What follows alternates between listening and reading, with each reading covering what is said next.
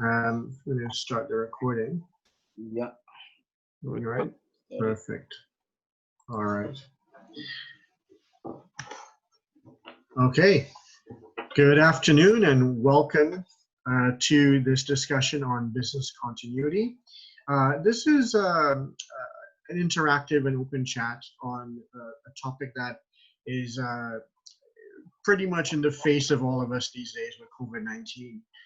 One of the things we wanted to do was to bring some light to some of the terms and references that we are all hearing about. This discussion is being hosted by Formatour Incorporated, and we will be focusing a little more on some of the particular questions, issues, concerns, and areas of interest that each of us have around protecting our companies.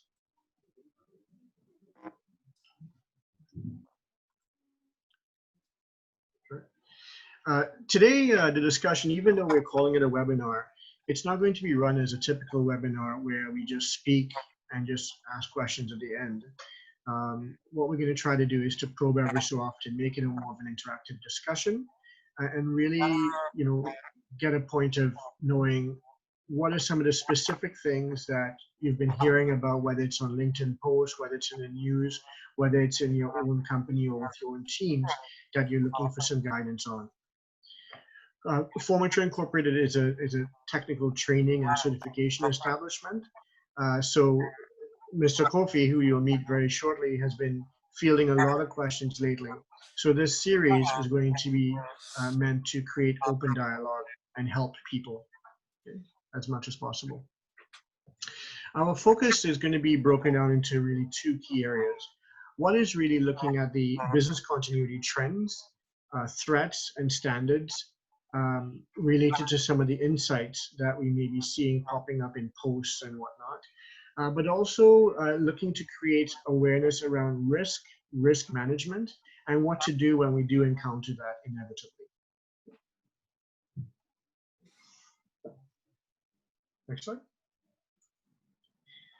So as we plan for the new normal, I would be very honored to introduce you to Mr. Kofi, who has a wealth of experience, knowledge, and background in helping us understand what matters as we design new normal for our respective environments. Over to you, Mr. Kofi.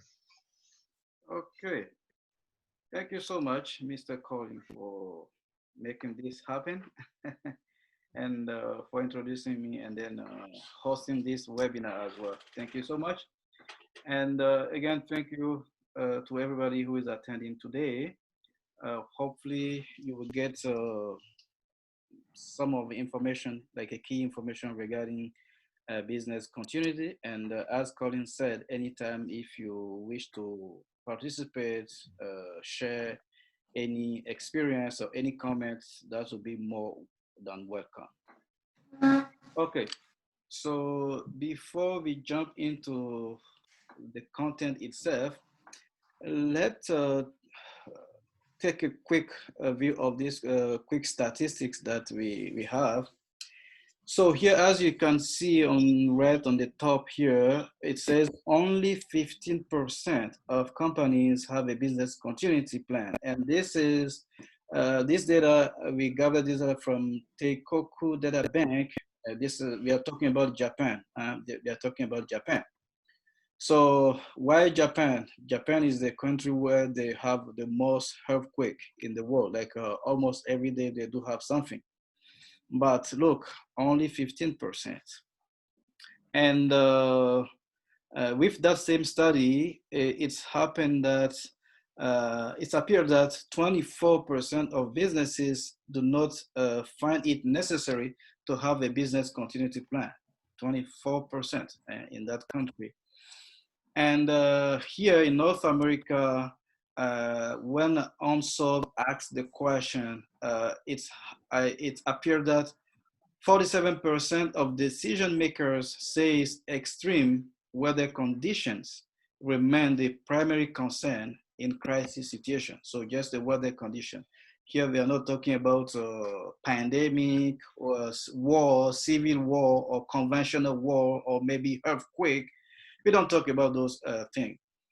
And 44% of companies do not know how to formulate a business continuity plan. So here, even though some company may have the needs, like they may be interested in having a business continuity plan, 44% don't even know where to start. Okay. And so leaving North America to Africa, only 3% of companies have a business continuity plan. So in Africa, only 3%. Okay. And here, specifically here in Canada, Canada is a very developed country where things are supposed to be maybe more bright, but unfortunately, only 25% of Canadian organizations have a business continuity plan. And this report was done by IDC Canada. And PECB actually came up with a study that suggests that 80% of companies that do not have a business continuity plan close 13 months after a major incident. So here's the whole picture, like the big picture of what we are dealing with right now worldwide. It's not only, I think somebody is trying to log in, Colin, maybe you want to handle that. Yep. So what does this mean? What does this mean? In this pandemic that we are facing right now, what does this mean? Okay, so we will just go through it and then share actually what we should be doing. But before that, few words about Formatour Incorporated. So what we do, we are a training company and personnel and system certification, and then we do consulting as well. So our scope is in the IT and the ISO, like all the management system using ISO standard, of course. And then we ran some executive training courses here in Canada. And here is our address. We are accredited by PCB, etc. Okay, I won't spend my time on that. Okay, so before, maybe it's a good idea for all of us to have a clear definition of what business continuity is before we move forward. So there are so many definitions out there, but I prefer this one from the Business Continuity Institute, where they say business continuity actually is about having a plan to deal with difficult situations so that the organization can continue to operate with the least disruption possible. So this is the among other definitions. So this is the definition that I like the most, and hope you will share my view on that. So let's move here. So when we talk about business continuity, there are a few concepts that at least, of course, we are not giving a training here, but we are just giving an overview and share some best practices. So first thing is the business continuity plan. So sometimes people make the thing really singular by putting everything in just a plan. Of course, it's a plan, but it's not just a plan. It's a good thing to have a plan just to continue in case there is a disruption in the business. But there is also a need to have a disaster recovery plan. Let's say right now in Canada here, you see like all the government, everybody is trying to, the government are talking about starting reopening the economy. But that is something that cannot be done like just on the fingertip. It takes a plan, because if there is not a proper plan, then all the security measures that has been put when we open the economy is open back, maybe the COVID-19 may rise at a certain point that will be not control, something that we cannot control. So business continuity plan, but also disaster recovery plan. So these are the second concept. And then we have the business recovery objectives. So objective or objectives. So in the recovery plan, you should set up or you should set objectives, because the business used to run in a normal way. And when a disaster happens, we have the recovery. But sometimes we may not necessarily have the same level as before the disruption. So it's always a good practice to have an objective, at least a kind of minimum level of service that you'll be providing. And in top of all this, we have what we call the business continuity management system.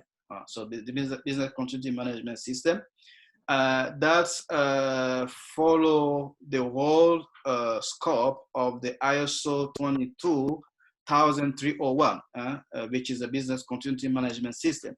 So some companies sometimes decide just to have a business continuity plan. That's okay. Some, they have a business continuity plan and then a disaster recovery plan. And then some also have the first three. And some companies sometimes decide to go further. In that case, they will do a business continuity management system that encompasses everything. And it's like a 360 view of 360-degree view of the whole business continuity system as a whole. Okay. So when were any of these reviews practice or trained on? Like, well, have you get trained on one of these already in your life or in your company? If that's the case, maybe you can share your view here. But again, this is something, yeah, question somewhere? Okay. Okay, so let's continue then. So as I said, everything starts by a plan. Some companies just stick to a plan and they're just okay. But one thing is to have a plan, but another thing is to have a good business continuity plan. A business continuity plan that recognizes potential threats to the organization, okay, and analyze the impact on the daily operation. So if you have a plan and that plan is not good, is not accurate, is not up to date, it doesn't align with the reality, then the plan is worth nothing. So when the disruption happens, you won't be able to really continue to operate. Today, this webinar, basically, we are focusing on the current circumstances due to the COVID-19. But if you check today's earthquake, you can Google that, today's earthquake, you will clearly see that in the past 365 days, there have been 65,000 earthquakes around the world. But in country like Canada, especially when you are in the central part of Canada or even other part of the world, people don't really think of crises like earthquake or even flooding. There are floods all around the world, but people don't really consider those aspects of disruption. And I think COVID-19 is here to teach all of us that nothing actually is sustainable unless we have some minimum measures just to follow when adverse situation happens. So have a good plan, and then that will be a way to mitigate the threats. And the plan must also be updated, like always up to date, in line with the reality, okay? And something that can be comprehensive and actionable. So if these 5 criteria are not part of your plan, so then there is some action to take and then to fix things, okay? So after the plan, we are focusing on what we call telecoms and IT. So I have seen so many companies that, because part of what I do, I'm a lead auditor. So I perform a lot of audits across the world in North America, Europe, Africa, etc. And sometimes, depending on the nature of the business, some companies doesn't put emphasis on the IT or the telecommunication system. But look what's happened now. So in this current situation, or maybe situation or crisis to happen, first thing you need to know is just to maximize the use of virtual environment. So right now we are almost doing everything like remotely, working from home, and even like we are doing everything, almost everything remotely. So I'm not sure that way of doing things will change. That won't change, okay? And so by doing so, uh, people or company organizations should really respect cybersecurity measures. So even when working from home, because don't forget, we always have what we call the social engineers. So they are always working alongside the normal companies, sometimes just to trick them and just to show them that their system is vulnerable. So that means even though you are working remotely or from home or wherever, companies should put a key attention to what we call cybersecurity measures, and also invest enough in IT and cybersecurity functions. So if in your company, that's something you haven't really taken that seriously, maybe from now on, you should put, I would say, more effort on that, like investing enough in those areas. And then adopt a diligent external communication policy. Whenever there's a crisis or whenever there is a disruption, we are here, we are talking about human. So it's all about human. So if there is not a proper communication, then everything we build or everything we do, the chance for success will be really, really, really minimum, very, very few. So it's really important to have a proper communication policy just to deal with disruption situation. And prepare for new work practices after this pandemic. So as I said, once the economy opens, the world definitely will have will change. Like the way we do business will definitely change. Things won't come back to like the way they were before this pandemic. So you should get prepared. You should get prepared and then try to adapt to that new way of doing things. And here to give you an example, Verizon has just bought Blue Jeans, which is the rival of Zoom. Right now we are using Zoom, but Verizon has just bought Blue Jeans for $5 million US. So that's something that clearly says that a remote work or virtual environment is something we are just at the beginning. We are just at the beginning. And if you have a Google or maybe a Gmail account, if you check on your left panel, you will see that now Google also has integrated that's a virtual environment system on by default on Gmail. They put that already there. And many companies are going that way right now. So that means clearly telecommunications and IT will be a huge part of tomorrow's way of doing things. So just to give you an idea, so that you can maybe get prepared. If you are an executive here, you have a budget to plan. Those are stuff you should really pay attention to. Okay. Gerard. Yeah, Gerard, thank you for that. So for Serena has joined, and she had a question about crisis management. Yeah. I don't know, Serena, if you wanted to add a little bit more context as to the industry you're in, the role you're in, and where your interest in crisis management may pertain. Feel free. Hi, good evening, everyone. Basically, I would like to know, based on what Gerard has mentioned earlier on the BCM, where does the crisis management sits between? Would that be in as part of business continuity plan, or where does crisis management comes in here?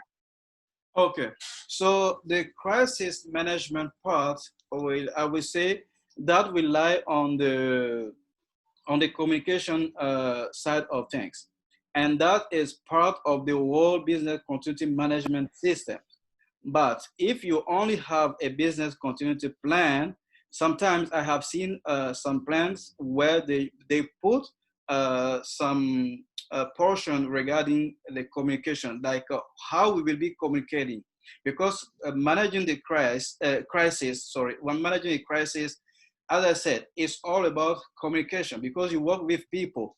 So if when crisis happen, if you don't have a plan that clear or a policy that clearly state who will be communicating, what you'll be communicating, and when, and with by which what media you will be using to communicate. If you don't have those kind of plan already set up, then you may have a real big issue when things happen. Even at sometimes you need somebody to trigger the business continuity plan.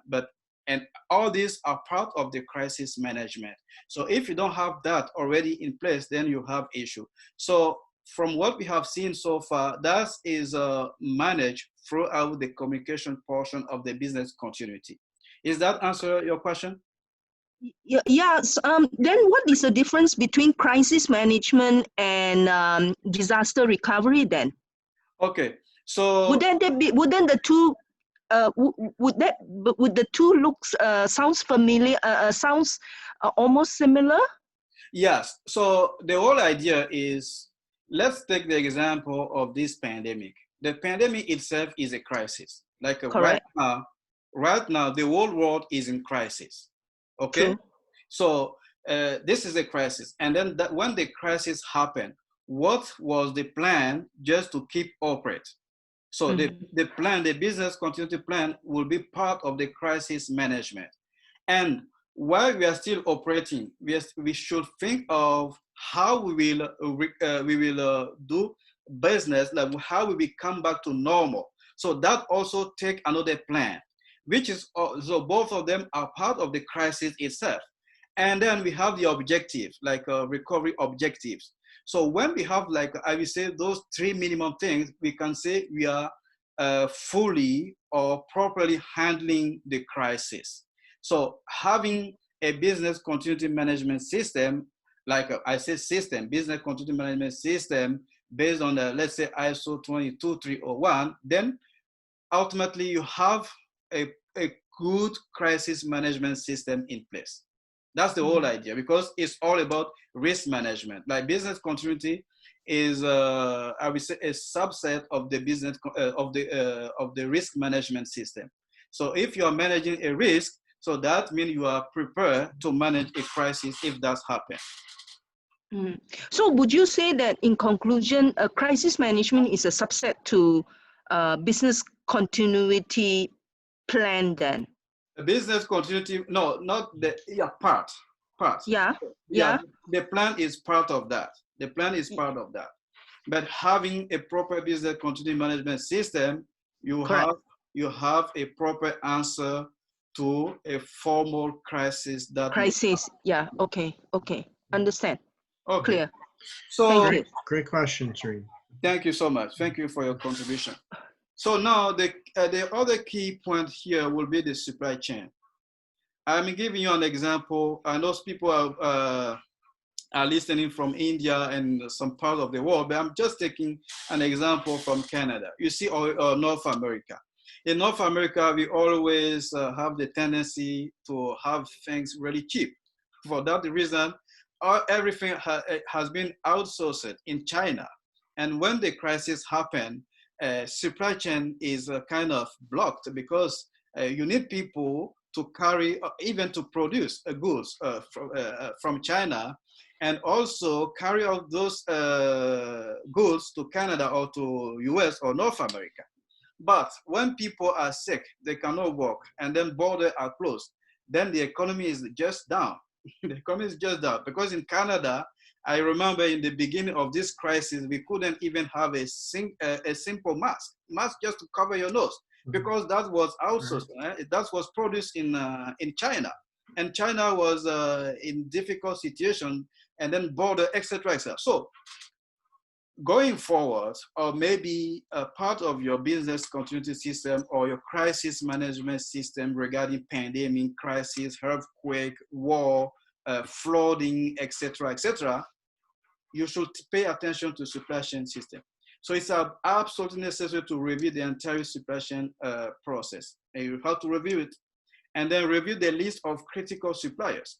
Not every goods or not everything should be outsourced. Sometimes it's a good idea to have suppliers locally, because you cannot rely on saying the world is just now a village, a global village, so we can outsource everything. Yes, it's good to outsource everything, but as I said, there are some strategic goods that should not be outsourced. And one of the examples is just this simple, like that's basic mass that we had issue to have here in Canada at the beginning of this crisis. So not everything should be outsourced. And also you should maintain constant communication with your suppliers. And all the ISO standards, especially 9001, it's something that's is a key point. Maintain a constant communication with suppliers, because what's happened is when there are crises or suppliers have tendency to maybe fulfill the request of client that they have a better good relationship with them, rather than a supplier, a client that maybe doesn't have a very good communication with them. So it's a good practice to maintain a constant and good communication with your key suppliers, not all of them, with your key suppliers. Okay, so when I say key suppliers, it's all about the nature of your business. So due to the nature of your business, you know what supplier is key to your business. So in that case, you need to manage them properly. You cannot manage all the suppliers with the same measurement. No, that won't work. Okay. And a recent study from the Business Continuity Institute said the number of organizations that have identified a list of critical suppliers amid the COVID-19 was 75% as of April 17. Simply because people realize that, now we are really weak. We have weaknesses. We are vulnerable due to a supplier issue. So maybe it's something we should review and then make sure that we have proper measure in place. So this is something really key. So telecommunication and IT and supply chain, those are the really, really, really key thing you need to look into, especially if you were to put or to implement a business continuity plan or business continuity management system. Okay. Any questions? Gerard, Yeah. Gerard. When we look across the board at the various companies who have SOPs, who have processes and policies in place and whatnot, there may be certain things that are taken for granted, right? Yeah. Are there, my question is in two parts, right? One is, are there any key areas that you've come across in your discussions and interactions and whatnot that you find people seem to take for granted? That's part A. And then part B is, who are typically the departments or the roles that are usually supposed to be responsible for having this BCP or this business continuity management system in place? Okay. So again, I will maybe start by the first, so the last portion of your question. So initially, business continuity philosophy came from the IT industry. Even the first version of ISO 22301 was, I would say, mainly IT oriented. Okay, so that was all about IT, like if the server room is down or if the network is down, what do we do, etc., etc. So initially that was the issue. Okay. So once that was the case, business continuity was obviously handled by the IT department. It could be the IT, the chief operating officer or the chief information officer, etc., etc. So that was part of, that used to be run by them.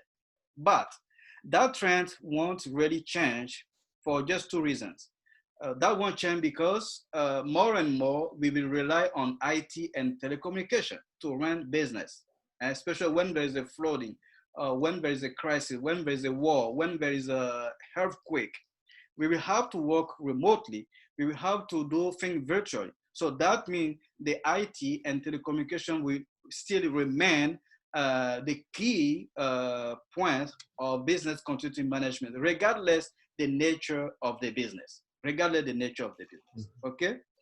And then all the, you mentioned the SOP. Yeah, some companies have a SOP, which is good, but trust me, not all of them have SOP, because sometimes people find it necessary to put things in writing, okay? Most of the time we rely on just oral way of doing things. But let me give you an example. What's happened is sometimes, I think we'll get back to that, and my next slide will mention that. But since you asked that question, maybe we can, it's I will say it's mandatory to have SOP in place, SOP. But each company is different, and the SOP that we have, they most of the time help us to do the activity or the business repeatedly, so that we can do the same thing again and again, producing the same result. But not all the SOP that we have actually focus on continuity, okay? So that's where the statistics come. In Canada, we only have 25%. In Africa, 3%.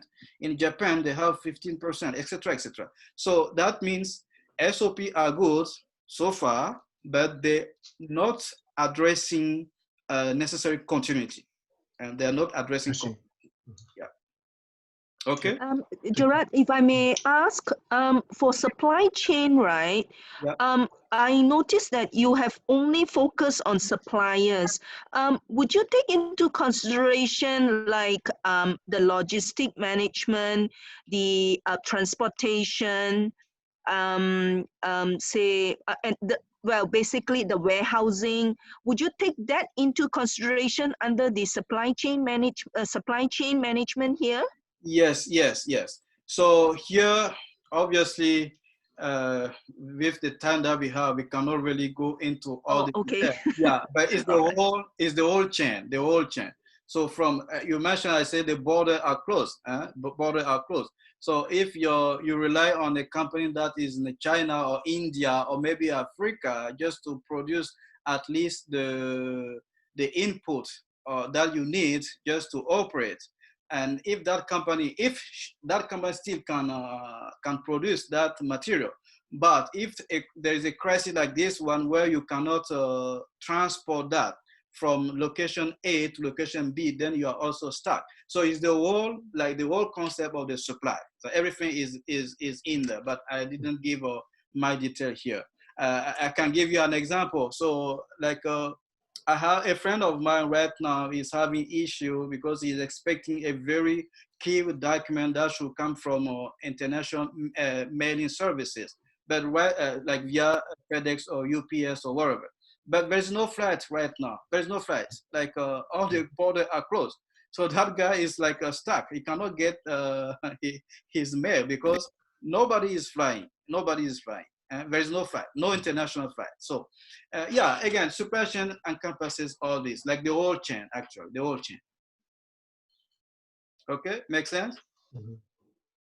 Yeah, with regard to the supply chain, yeah, the localization focus itself could be a threat. Somehow, yeah. As per the business continuity plan, you should have several options open. With, most of the countries now are focusing on localization. Yeah. Okay, country is telling we should localize, we should produce local. Okay, so if everyone starts producing local and there is no world trade happening, the world trade economies itself will go for a task. Okay, so the localization, specialization, economies of scale, and what about the world trade scenarios? Yeah, you're right here. But what we do when we do the business continuity, there is what we call the business impact analysis. So before you actually draw your plan, your business continuity plan, there is a first step, which is a business analysis impact. So each company is different. Each company is different. So there is not a specific solution there is not a general solution that can be applied to to all the companies. But based on the business impact analysis, then we will decide whether it's good to have our supplier locally or maybe globally. Okay, but as I said, I'm giving you an example. Let's take countries. Today, COVID-19 has clearly shown that having masks is something really strategic. Let's say tomorrow there is a war between, I don't know, Russia and Canada or wherever. And then all our masks are produced in Russia or maybe in China.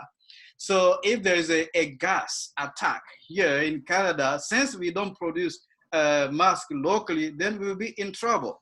And even I remember in the first earlier stage of the crisis, the US government blocked a truck that was carrying masks from US to Canada because Trump government want to have all the masks for the US population.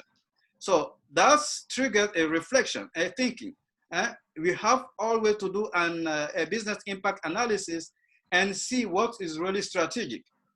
Because there are some things that are strategic for the business to keep operating. So if you don't do a proper analysis to make the differentiation between what's strategic and what is not, what can be outsourced globally and what has to be produced locally, then you have an issue. So that's where the idea comes, my friend. Okay? But again, here there is not a single solution that can be applied to all of the company. It's all go by the business impact analysis first. And then based on that, we decide what's the right for the company itself. Okay? Thank you. Okay, so let's move here. So, and what's the benefit? The benefit of having a business continuity. What's the benefit? Of course, prediction and best responses to crisis situation. So if you have a business continuity process or business continuity management system, that will help you actually to have a better responses to crisis situation, because crisis will happen. And employee protection. Let me give you an example. Sometimes even we think really far, really far, but things are not that far. In your company, you can maybe lose a key employee, just a key employee. Somebody maybe who has all the source code of the way you do business, or like all the knowledge, like he knows everything. And then that, if you don't have a second plan or something just to keep the knowledge, to manage that knowledge that person may have, if that person passes away, then you may have a trouble. But when you have a business continuity, these are things that you will think of.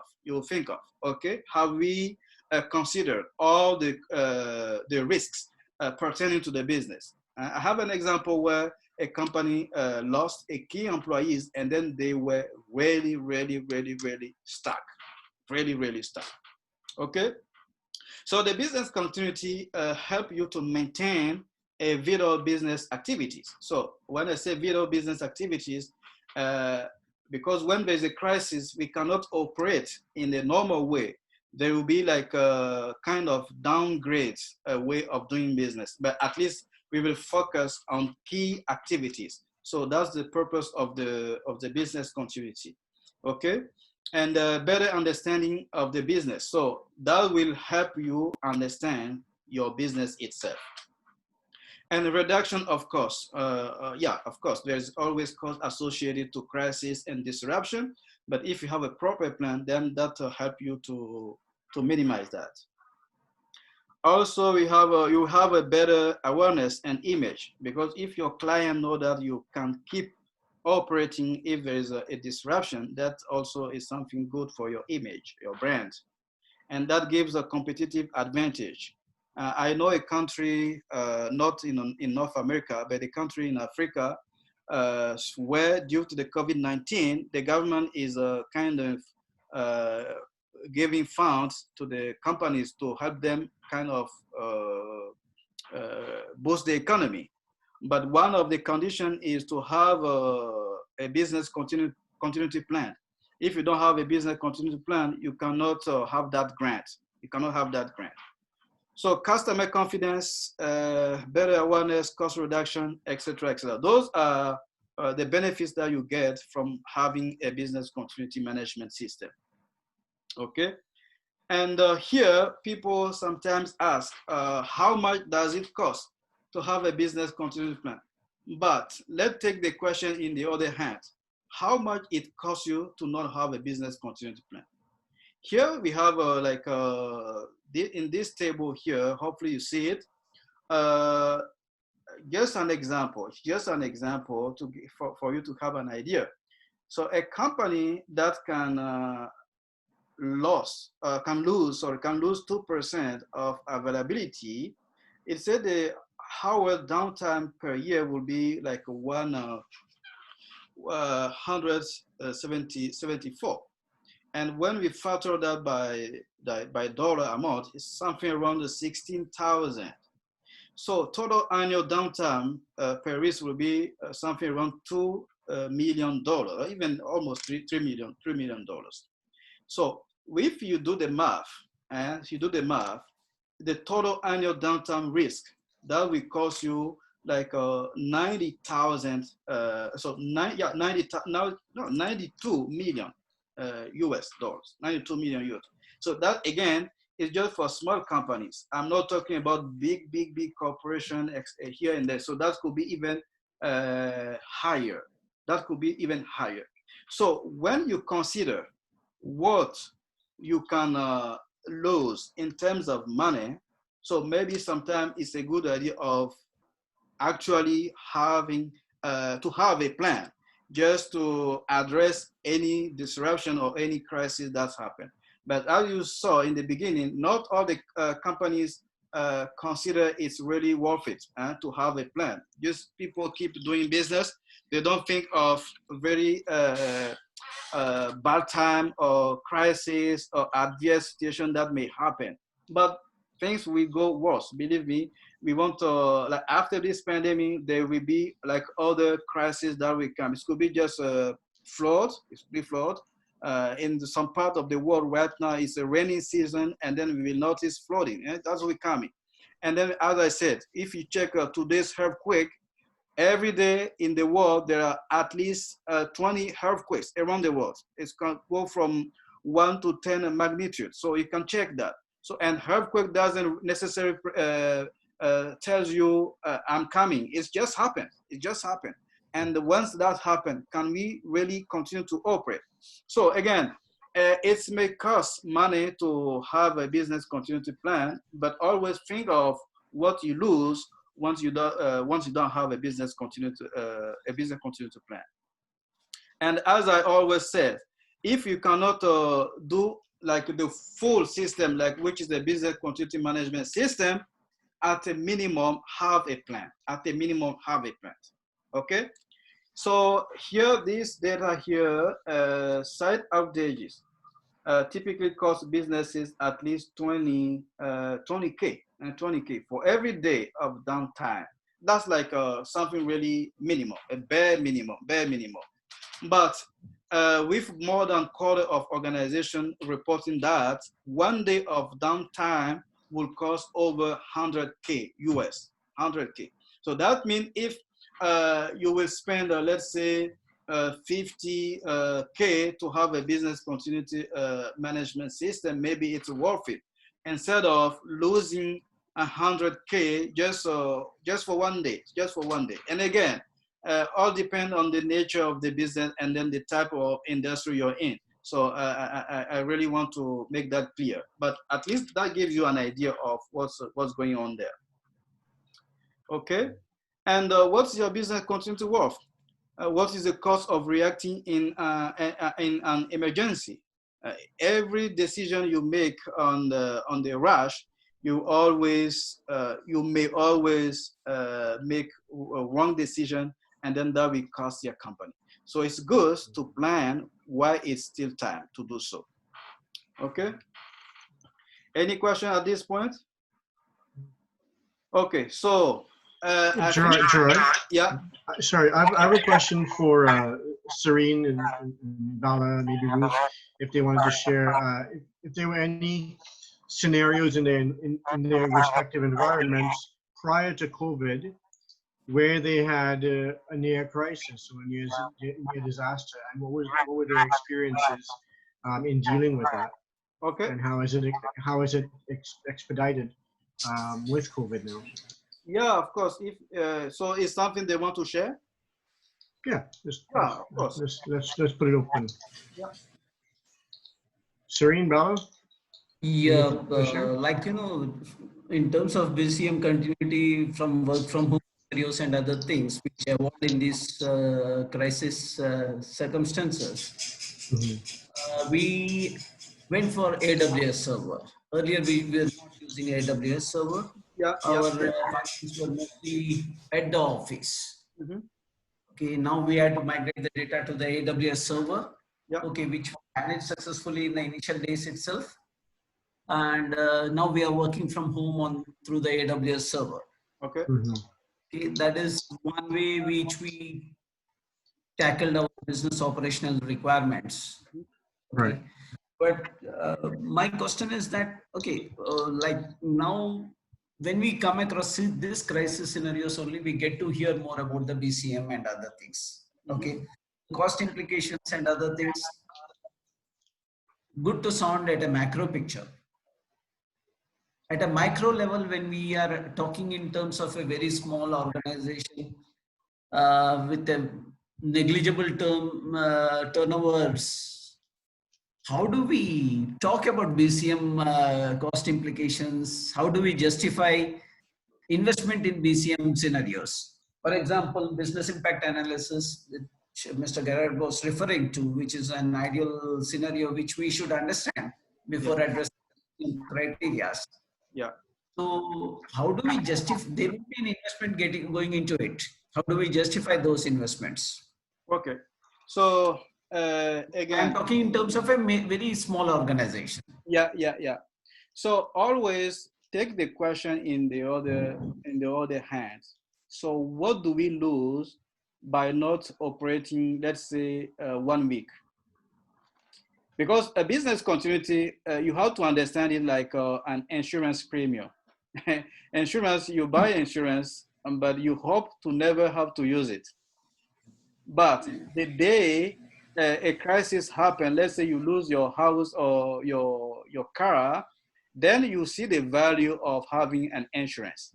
But otherwise, I know insurance is not always something mandatory, except for I think car insurance or but home insurance or even a business insurance, etc. It's not necessarily mandatory unless the government put a regulation to make it mandatory. It's not something mandatory. So meaning business continuity itself is not something really mandatory to have.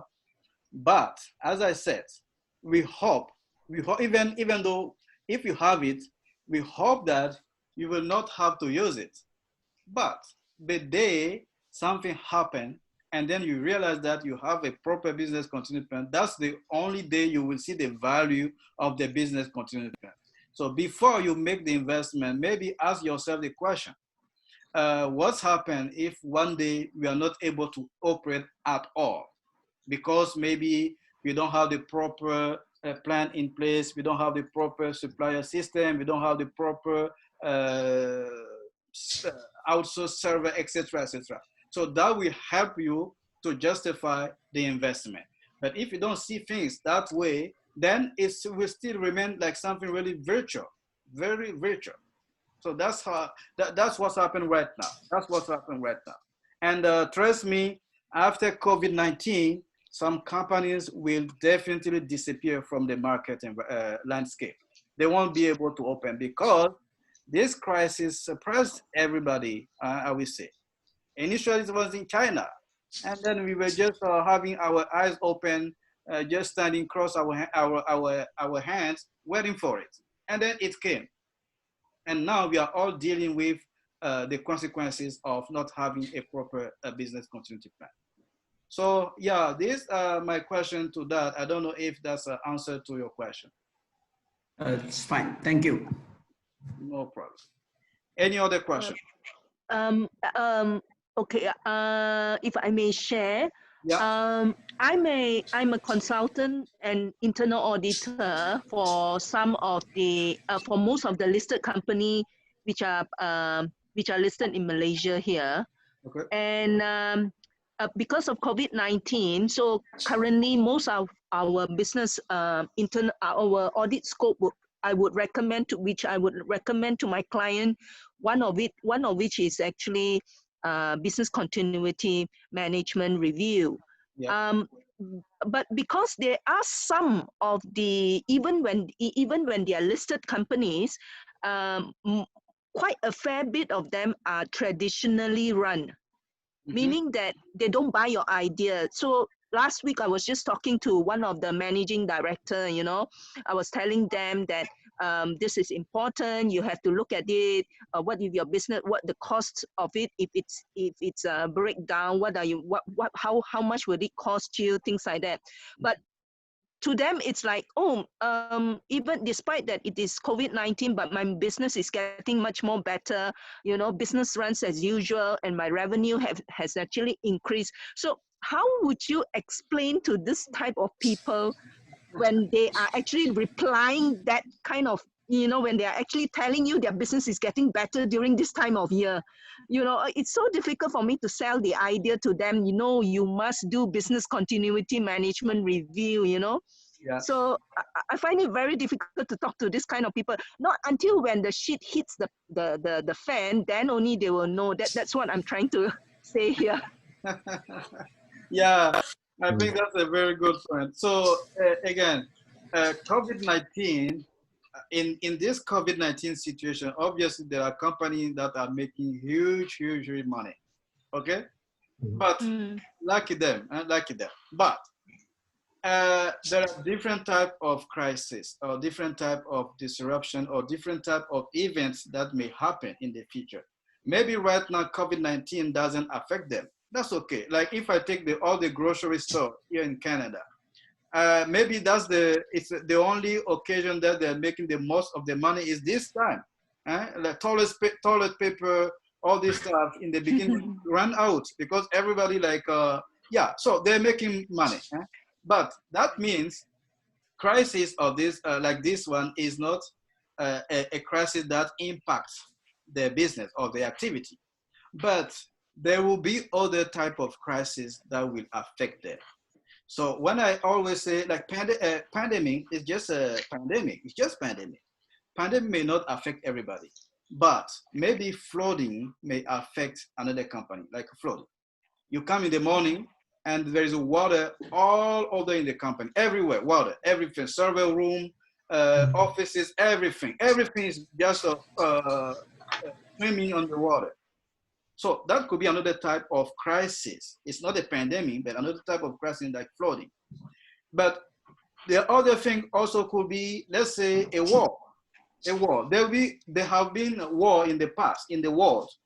So don't mislead yourself by saying that, oh, there won't be any more war in the world. That's a very false assumption. There will be war in the future. So, and then war doesn't never tell you, never give you a warning saying I will be attacking you. No, you just wake up in the morning, and then sometimes the country is just at war. So, and that's something they should think of. And also, you have earthquake, as I said. Earthquake is a natural phenomena, and that also can happen at any time, anytime. So these are really major crises. And the one that I mentioned earlier, like you lose a key employee, like somebody who has all the secret, all the fabrication or the processing process, all the code. Like there are companies, especially in your case, where people run like a family run company. Sometimes all the knowledge is just in one person's head. They don't even think of having SOP, whatever. They don't have it. But we are all human. We can pass away. And sometimes you don't put that into the plan as well. So what's happened if a key person in the company died just a month, he dies? What's happened?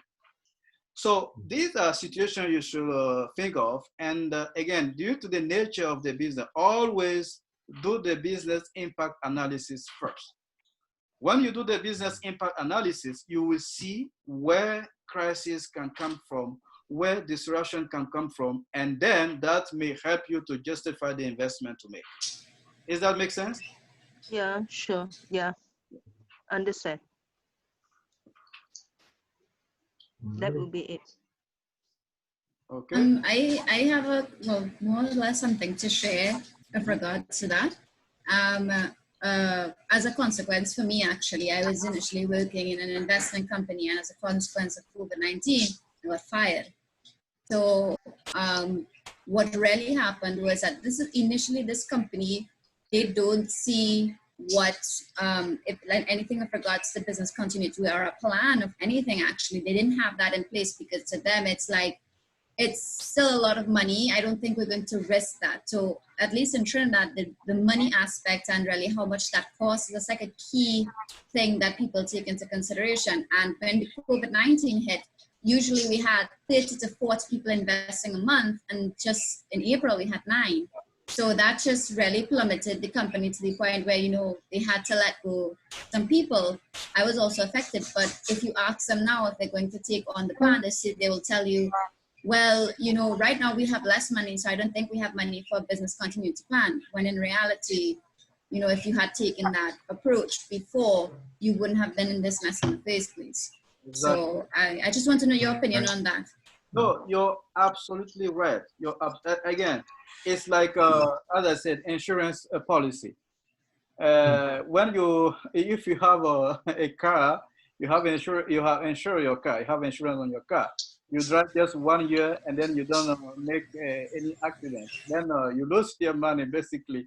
But if you have one accident, even 2 within 12 months, then you will understand the value of your premium. So that's exactly how business continuity works. But today, I think we can all be thankful to God, because I'm a believer, so I'm always say God. I hope you're okay with that. But thanks to COVID-19, I think we should learn something from this. If you haven't seen a crisis like this one, maybe we will say, okay, that's something virtual, will never happen. Okay, we are all okay. But COVID-19 is here. Thanks God we are all living. Maybe we will continue to run our businesses, etc., etc. But as I'm telling you, crises like COVID-19, we are just at the beginning. Then we have other crises to come. So if you are not ready today, tomorrow you will face the consequences of not having a proper business continuity plan. That's something we cannot change that. That will be the way things will happen. People talk about climate change, all these things, but they have implication in business continuity. When the climate change, when there's a extreme heat, or when there is a flooding, or everything can change the nature, the way we do business. So if we don't take action today, tomorrow we will face the consequences. So that's what I can say, Ruth. That's a great point, Gerard, because, you know, right now, as people have a preview of what they may have failed to put into place before, when they think ahead to the second wave and they start preparing proactively, they'll be ready to take market share from their competition who isn't ready, if they are ready. So it's a smart thing to think about right now. So it's great timing for this type of topic. Yeah. Thank you for your contribution, Colin.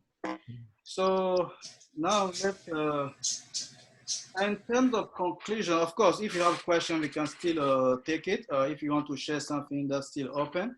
But I don't want to maybe abuse of your time, because we say 1 hour. I don't know what time it is, but that's 2:05. So we're just nearing the mark. Okay.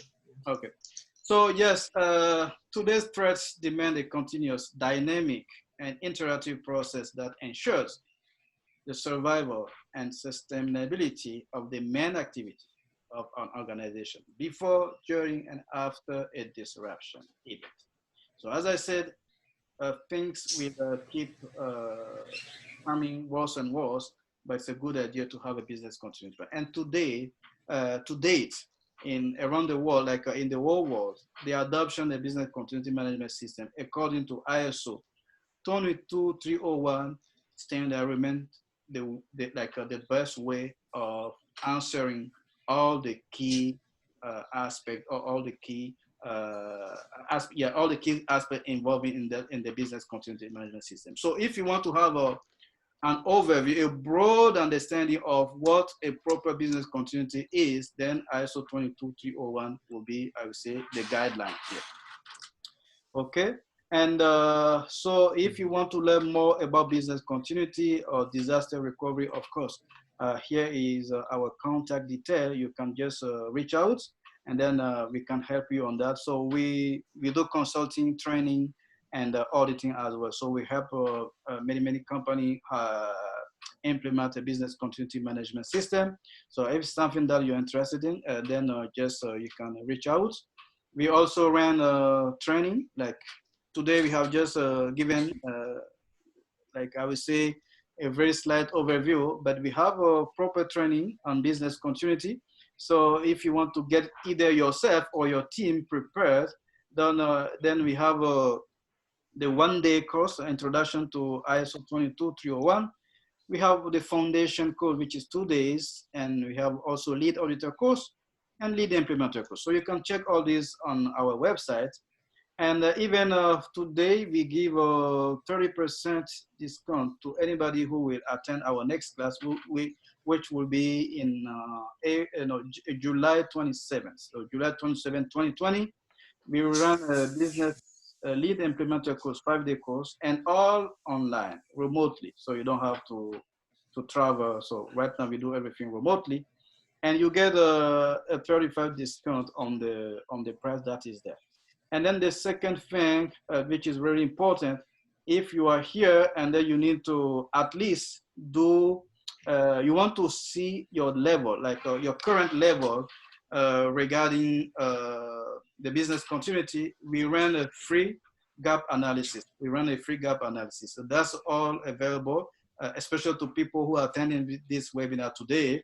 So if you just want to see the level of compliance regarding the standards, just reach out to us. We can schedule something and then conduct a remote gap analysis. And then after that, you will see what you need to do and where to go.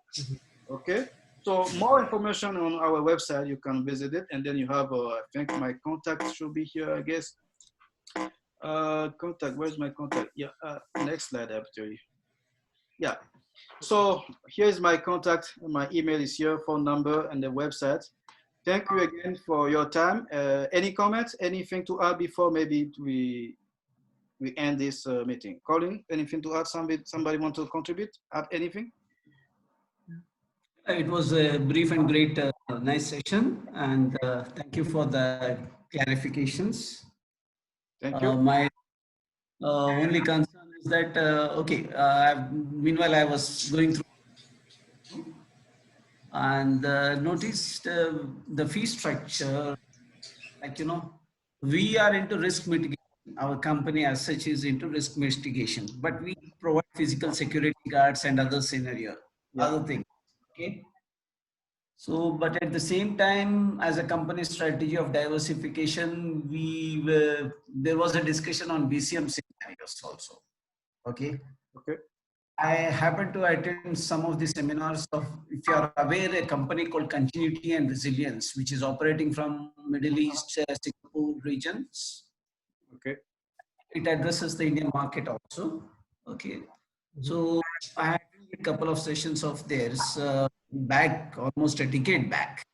Okay. And at that time itself, like, afterwards, this is a session, orientation session, which happens. And then afterwards, people just disperse. That's it. There is no follow-up on the investment scenarios. Yeah. Okay. And if it is there, the response would be zero. Like, earlier I was in Middle East, and when I was, after the session is over, after 1 week, even if I get a call, no, at this point, we can't afford any investments into this scenarios. Okay. That is what the common answer, I think. But maybe you might be able to share your exposure with your exposure, like, you know, how much percentage of companies are interested at this point of time? And if you're looking from the Indian market scenario, do you have any exposure for the Indian market?